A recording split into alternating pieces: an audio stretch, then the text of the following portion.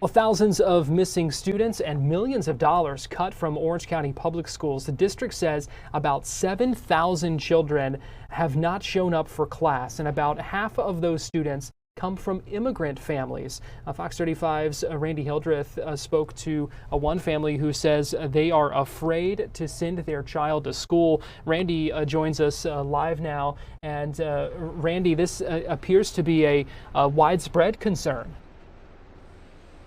Yeah, good evening to you, Garrett. The mom who I spoke with wanted to speak anonymously because she does not have proper documentation to be in the country, and she says her family is working through the process to be here legally. She says she wants her children to get a good education and wants to keep them in school, but she says she is considering making the difficult decision for her family to withdraw her students from OCPS schools.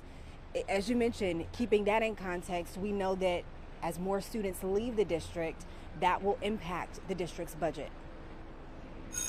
When the first bell sounded for Orange County Public Schools this year, thousands less students walked through the doors than district leaders expected. Back in April, OCPS forecast a loss of a little over 3,000 students this year. New estimates show it's more than double that.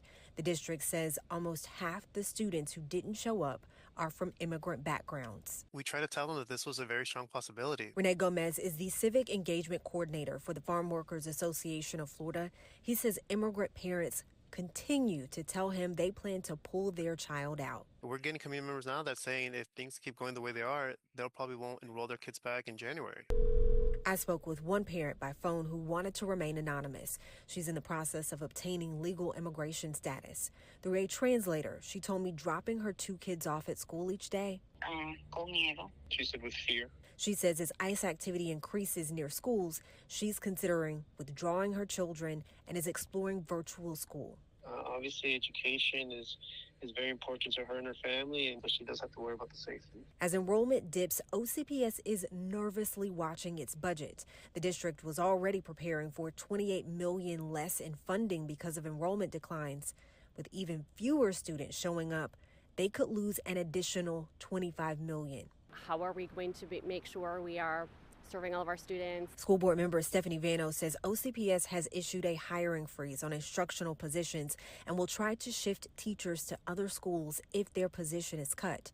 Vano says the district will meet next week to discuss its budget and likely discuss these new impacts. Leaving the area because they were afraid to exist.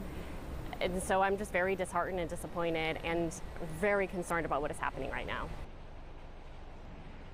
And it's important to put these numbers in context. These are early estimates from the district, but it is on their radar. They do plan to do an actual student count in October, and they will use that to nail down how they plan to move forward.